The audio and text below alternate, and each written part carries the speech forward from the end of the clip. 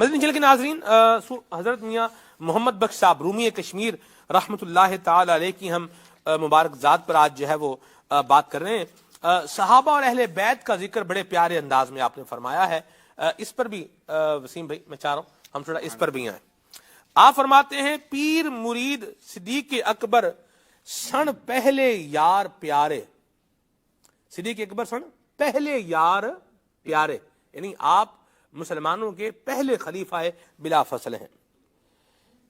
حق جنہاں دے سان اسنین از ہما فی الغار اے، آپ دیکھیں آیت مبارکہ کو کیسے زبردست انداز میں پنجابی مصرے کے اندر جو ہے وہ اس کو ذکر فرمایا۔ واہ سبحان اللہ۔ آگے فرماتے ہیں یار دوجا فاروق عمر سی عدل کی تا جس چڑھ کے، واہ، یار دوجا فاروق عمر سی عدل کی تا جس چڑھ کے، اے شیطان رجیم رلایا پنجے اندر پھڑ کے، شب بیدار غنی سی تریجا جامع جو قرآنی، عثمان ذوالنورین پیارا مہتر یوسف ثانی، چوتھا یار پیارا بھائی خاصا دل دا جانی، اللہ اللہ، چوتھا یار پیارا بھائی خاصا دل دا جانی، دلدل دا سوار علی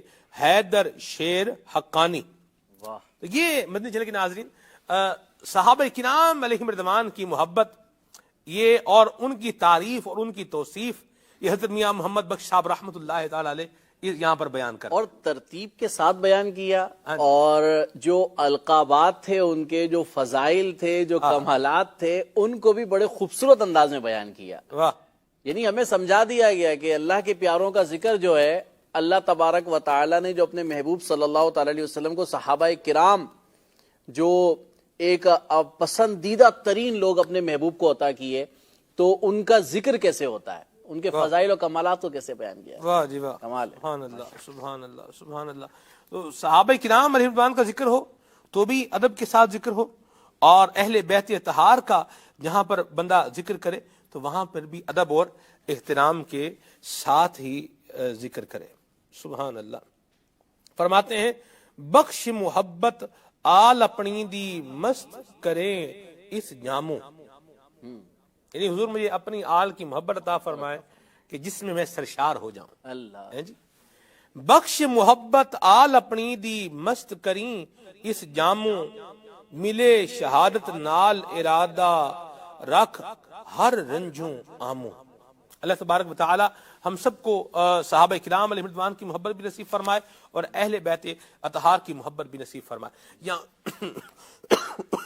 معاف کیجیے گا، یہاں میں چاہ رہا ہوں کہ ہم حضرت میاں محمد بخش صاحب رحمۃ اللہ تعالی علیہ کے کچھ دیگر ان اشعار کا بھی ذکر کرے کہ جس میں آپ نے اللہ تبارک و تعالی سے دعا مانگی ہے اور اللہ کریم سے التجا کی ہے۔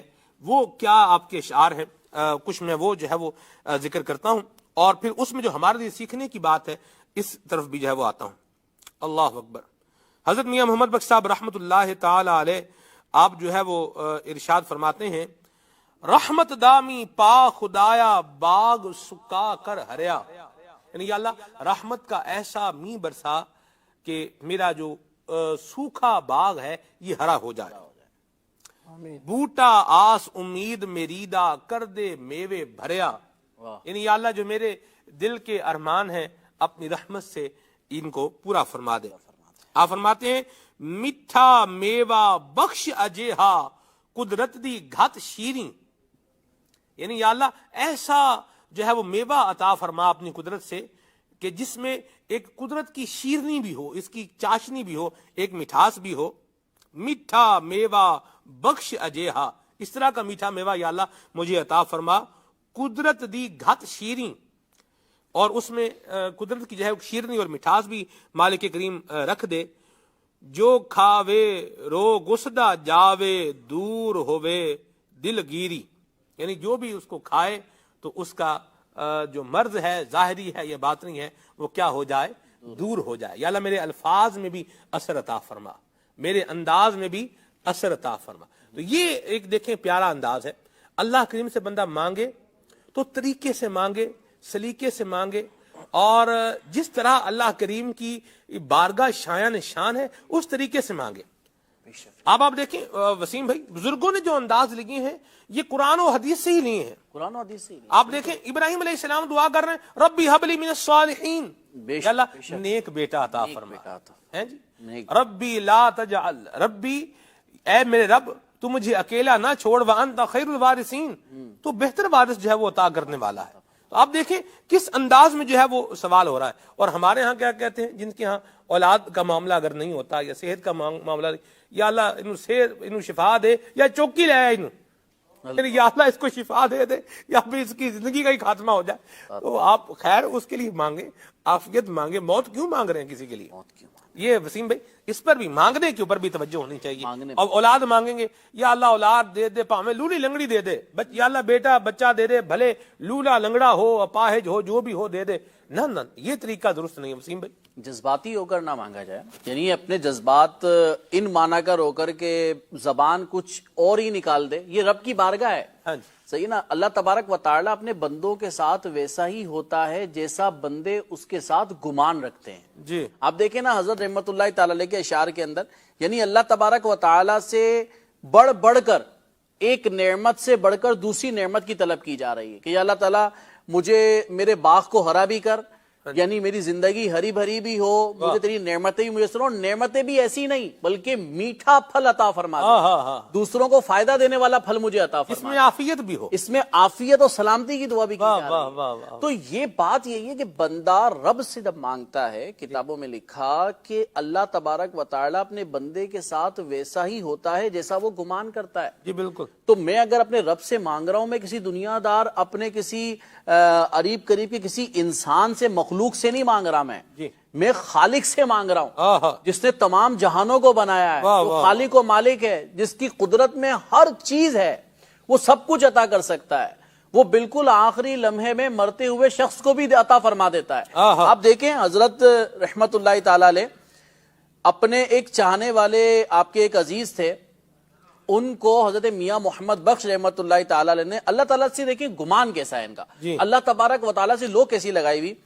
وہ بزرگ 70 سال کی عمر کے ہو گئے. 4 ان کی شادیاں تھیں اس وقت. اللہ اولاد نرینہ نہیں تھی. صحیح. حضرت رحمت اللہ تعالی علیہ کسی سفر پہ تھے، میاں محمد بخش رحمت اللہ تعالی علیہ، تب وہاں پہ ان کے ڈیرے کے پاس سے گزرے تو انہوں نے تب دیکھا تو استقبال کیا، کھانے کے لیے بلا لیا، کھانا پیش کیا، نے کھانا کھایا. کھانا کھاتے کھاتے ہی گفتگو ہوئی تو پتا چلا کہ اولاد نرینہ نہیں ہے، اولاد نہیں ہے. 70 سال کی عمر ان بزرگ کی. میاں محمد بخش رحمت اللہ تعالی، اللہ تبارک و تعالیٰ کی رحمت سے مایوسی نہیں ہے. دعا کے لیے ہاتھ اٹھا دیے، یا اللہ تعالیٰ یہ تیرے بندہ ہے، میرا عزیز ہے، اے اللہ اسے اولاد عطا فرما دے. 70 سال کی عمر میں یکے بعد دیگرے اللہ تعالیٰ نے 2 فرزند انہیں عطا فرمائے. اور ایک بیٹے ان کے باقاعدہ ولی کامل نیک سیرت، اور دوسرے کا نام حضرت میاں محمد بخش رحمت اللہ تعالی علیہ کے نام پر رکھا گیا. یعنی اللہ تبارک و تعالیٰ کی رحمت بہت بڑی ہے. بندہ دعا کے لیے ہاتھ اٹھائے. یہ حضرت میاں محمد بخش رحمت اللہ تعالی علیہ کا عقیدہ اور نظریہ تھا جو ہمیں سکھا رہے تھے. دعا مانگیں اور خالی اس ذہن ہو جائیں دنیاوی خیالات سے دور ہو کر، بس اس گمان کے ساتھ کہ میں اپنے رب سے جو مانگوں گا وہ مجھے عطا فرمائے گا. تو لگا کر التجائیں کرتے جائیں، اللہ تبارک و تعالیٰ کرم کرنے والا. سکھایا ہمیں حضرت. واہ جی واہ. میاں صاحب کیا فرماتے ہیں اللہ تبارک و تعالیٰ کی قدرت کے بارے میں؟ فرماتے ہیں مٹی وچوں کڈ وکھاؤندا سونے گل ہزاراں. مٹی یعنی مٹی میں سے اللہ کریم خوبصورت پھول جو ہے ہزاروں رنگ کے جو ہے وہ نکالتا ہے. مٹی وچوں کڈ وکھاؤندا سونے گل ہزاراں، خاکوں چا اچیرے کردہ سرو بلند چناراں. آپ دیکھیں کہ مٹی میں سے اللہ تبارک تعالیٰ، سرو کا درخت مٹی میں سے نکلتا ہے اور آپ دیکھیں کتنا لمبا ہوتا ہے. چنار کا درخت جو ہے یہ بھی مٹی میں سے جو ہے وہ نکلتا ہے، لیکن آپ اس کی لمبائی کو بندہ دیکھے تو یوں کر کے جو ہے وہ دیکھتا رہ جائے. تو یہ اللہ تبارک و تعالیٰ کی کیا ہے، قدرت ہے اور شان ہے. تو یہ انداز ہے بزرگوں کا کہ خالق کائنات کی قدرت کو بھی کیسے اچھے اور پیارے انداز میں جو ہے وہ بیان فرماتے ہیں. آگے جو ہے وہ ارشاد فرماتے ہیں ایک اور مقام کے اوپر، آپ فرماتے ہیں کہ یہ اللہ تبارک و تعالیٰ کی قدرت کے بارے میں، رب جبار قہار سنیدہ خوف بھلا اس بابوں، ہے ستار غفار ہمیشہ رحم امیر جنابوں. کہ اللہ تبارک و تعالیٰ جبار و قہار بھی ہے تو بندہ اس کی ذات کا جو ہے وہ خوف بھی رکھے، ستار بھی ہے، عیب چھپانے والا ہے، غفار بار بار بخشنے والا ہے، تو اس کی جناب سے، اس کی بارگاہ سے رحم کی بھی جو ہے وہ امید رکھی جائے. اللہ اکبر. فرماتے ہیں قدرت تھیں جس باغ بنائے جگ سنسار تمامی. اب آپ دیکھیں بزرگوں کا جو کلام ہوتا ہے اس میں ایک عرفان بھی ہوتا ہے، اللہ تبارک و تعالیٰ کا ذکر بھی ہوتا ہے، اللہ کی یاد بھی ہوتی ہے، اور جو ان کے اشعار ہوتے ہیں اس میں ایک پیغام ہوتا ہے، ایک لفظ کا ظاہر ہوتا ہے، ایک اس لفظ کا تعبیری معنی ہوتا ہے. تو یہ بزرگوں کا بڑا پیارا انداز رہا ہے کہ یہ ایک آسان انداز میں، اس اعتبار سے، اس دور کے اعتبار سے دیکھا جائے تو آسان انداز میں بات کرتے کرتے بندے کو جو ہے وہ اس کے پوائنٹ تک بھی لے آتے ہیں. سبحان اللہ. اللہ باغ میاں صاحب کی قبر پر کروڑ کروڑ رحمتوں کا نزول فرمائے. فرماتے ہیں قدرت تھیں جس باغ بنائے جگ سنسار تمامی، رنگ برنگے بوٹے لائے کچھ خاصی کچھ عامی. اللہ اللہ اللہ اللہ. تو زمین سے یہ کون جو ہے وہ پودے اگانے والا ہے؟